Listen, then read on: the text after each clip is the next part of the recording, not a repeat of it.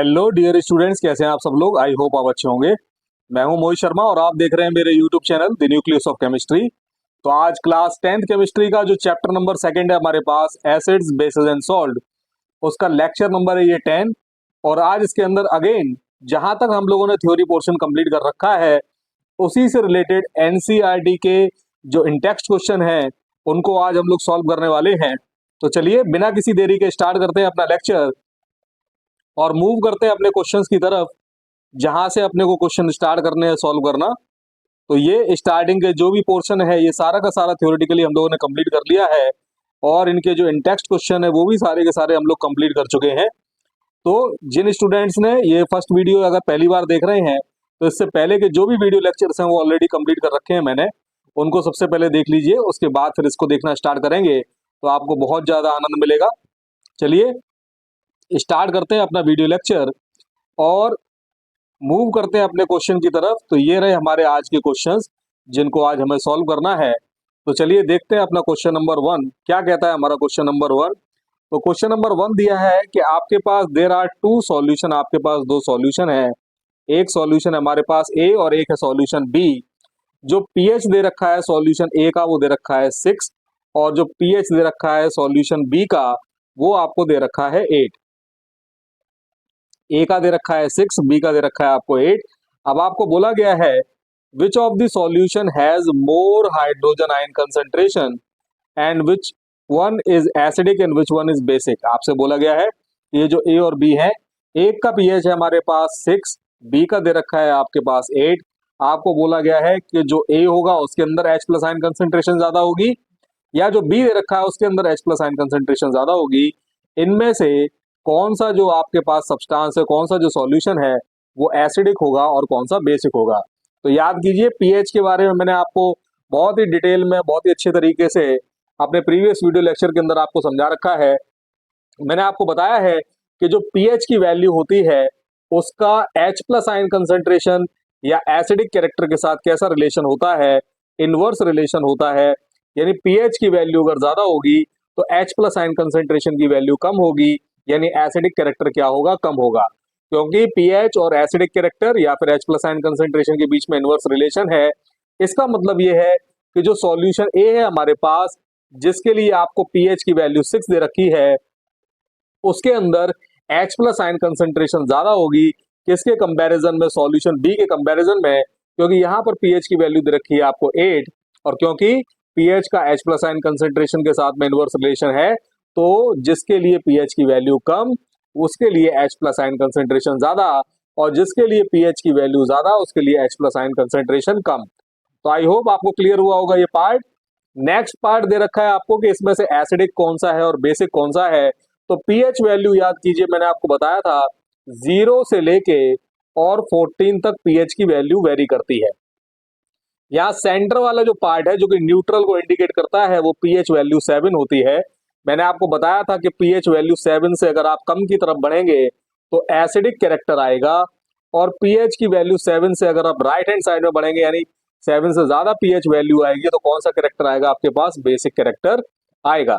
तो ये जनरल सा हमारे पास में आइडिया है और अगर हम ये बहुत अच्छी तरीके से जानते हैं पीएच वैल्यू का आइडिया तो आपको समझ ही आ गया होगा। क्योंकि ए का जो पीएच है वो 6 है यानी 7 से कम है, यानी ए के अंदर कौन सा कैरेक्टर होगा आपके पास, एसिडिक कैरेक्टर होगा। और जो हमारे पास सॉल्यूशन बी है क्योंकि उसका पीएच 7 से ज्यादा है यानी बी जो सॉल्यूशन होगा उसके अंदर कौन सा कैरेक्टर होगा, बेसिक कैरेक्टर होगा। तो आई होप ये क्वेश्चन आपको क्लियर हुआ होगा। चलिए मूव करते हैं अपने क्वेश्चन नंबर सेकंड की तरफ। आपको दे रखा है what effect does the concentration of H plus aqueous ion have on the nature of the solution. तो आपको बोल रखा है कि जो H प्लस आयन कंसंट्रेशन है उनके कम या ज्यादा होने से जो हमारा सॉल्यूशन उसके नेचर के ऊपर क्या इफेक्ट पड़ता है। तो देखिए आपको पता है H plus ion aqueous concentration basically किस चीज के लिए जिम्मेदार है, सॉल्यूशन के एसिडिक कैरेक्टर के लिए जिम्मेदार है। तो साफ साफ है कि H plus ion concentration is directly proportional to acidic character. जो H प्लस आयन कंसेंट्रेशन है क्योंकि ये डायरेक्टली प्रोपोर्शनल है हमारे एसिडिक कैरेक्टर के साथ, यानी अगर सॉल्यूशन के अंदर H प्लस आयन कंसेंट्रेशन बढ़ेगी तो एसिडिक कैरेक्टर भी क्या होगा हमारा इंक्रीज होगा। और अगर H प्लस आयन कंसंट्रेशन जो है हमारी डिक्रीज होगी तो हमारा जो एसिडिक कैरेक्टर है वो भी क्या होगा हमारा डिक्रीज होगा। Is it clear? तो क्या फर्क पड़ेगा हमारे पास अगर कंसंट्रेशन चेंज होती है हमारे पास H प्लस आयन कंसंट्रेशन की, तो क्या होगा अगर H plus ion concentration increase करेंगे तो एसिडिक कैरेक्टर इंक्रीज होगा, और अगर H प्लस आयन कंसंट्रेशन अगर आप डिक्रीज करेंगे तो एसिडिक कैरेक्टर क्या होगा आपका डिक्रीज होगा। यानी अब इसको हम मैंने एक और दूसरे तरीके से भी समझ सकते हैं, क्योंकि सॉल्यूशन के अंदर H प्लस और OH माइनस आयन कंसंट्रेशन दोनों ही स्टार्टिंग में क्या होते हैं मौजूद होते हैं। तो अगर H plus ion concentration increase हो रही है तो एसिडिक कैरेक्टर तो बढ़ रहा है लेकिन बेसिक कैरेक्टर क्या हो रहा है आपका रिड्यूस हो रहा है। वहीं दूसरी तरफ अगर ये बोला जा रहा है कि H plus ion concentration decrease हो रही है तो एसिडिक कैरेक्टर आपका रिड्यूस हो रहा है लेकिन बेसिक कैरेक्टर क्या हो रहा है आपका बढ़ रहा है यानी इंक्रीज हो रहा है। तो किसी के भी टर्म में आप इसको डिफाइन कर सकते हैं। तो ये बड़ा आसान सा क्वेश्चन है, आई होप आपको क्लियर हुआ होगा। चलिए मूव करते हैं अपने क्वेश्चन नंबर 3 की तरफ। आपको दे रखा है do basic solution also have H plus ion. क्या जो बेसिक सॉल्यूशन होते हैं उनके अंदर H प्लस एक्वस आयन मौजूद होते हैं?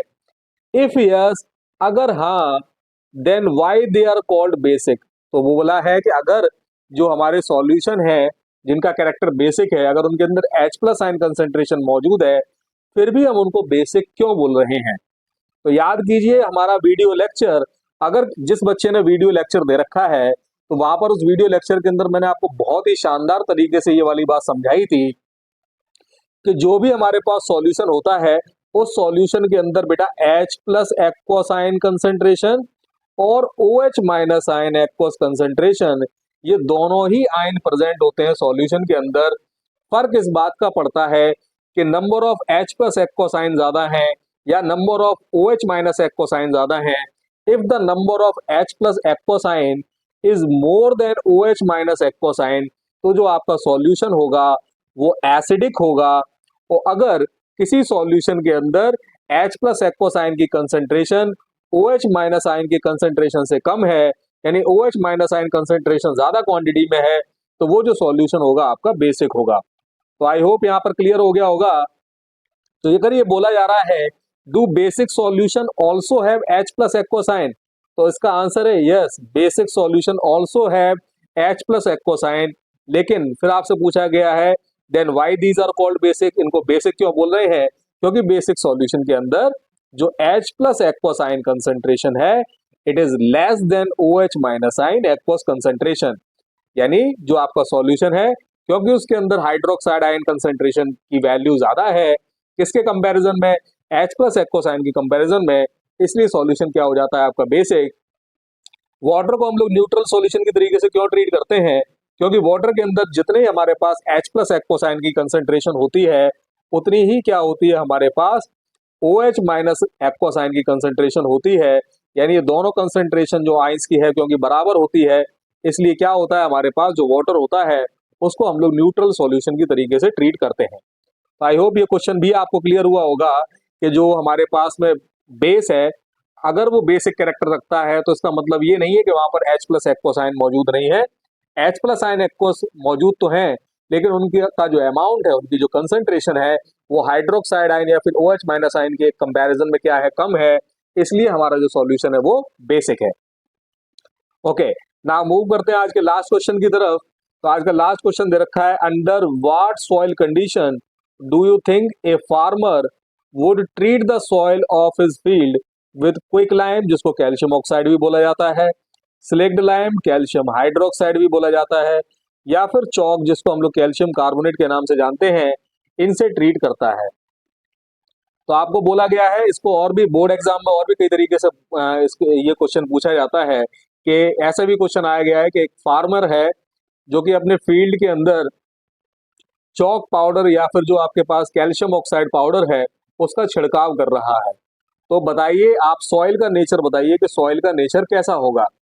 तो क्योंकि आपका जो कैल्शियम ऑक्साइड है अगेन पानी के कांटेक्ट में आने पर किस में कन्वर्ट हो जाता है, कैल्शियम हाइड्रोक्साइड में कन्वर्ट हो जाता है। बहुत अच्छी तरीके से हम लोग जानते हैं मिट्टी के अंदर जो मॉइस्चर प्रेजेंट है जो पानी प्रेजेंट है उसके साथ ये कैल्शियम ऑक्साइड कंबाइंड करके किस में कन्वर्ट होगा, आपका कैल्शियम हाइड्रोक्साइड में कन्वर्ट होगा।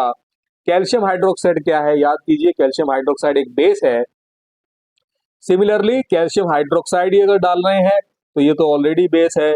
जो हमारे पास कैल्शियम कार्बोनेट है यानी CaCO3 है, ये भी हमारे पास एक बेसिक सॉल्ट है। और क्योंकि ये जो सॉल्ट है उसका कैरेक्टर भी बेसिक है, यानी बेसिकली जो तीनों चीजें हैं जो फॉर्मर अपनी फील्ड में डाल रहा है उनका कैरेक्टर क्या है, बेसिक है।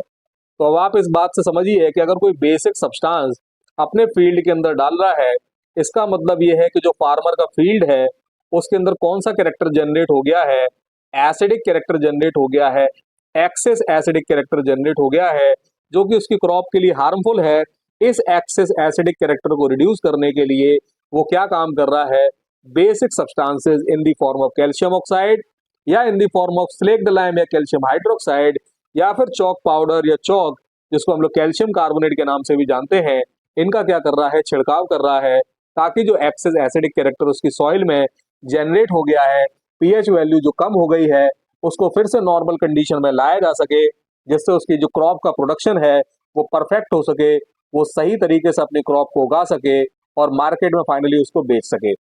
ओके, तो आई होप आपको ये चारों के चारों जो क्वेश्चन हैं जो यहाँ तक हम लोगों ने पढ़े वो आपको बहुत अच्छी तरीके से क्लियर हुए होंगे। फिर भी अगर किसी क्वेश्चन के रिगार्डिंग कोई डाउट आए, ओके, चलिए, थैंक यू वेरी मच।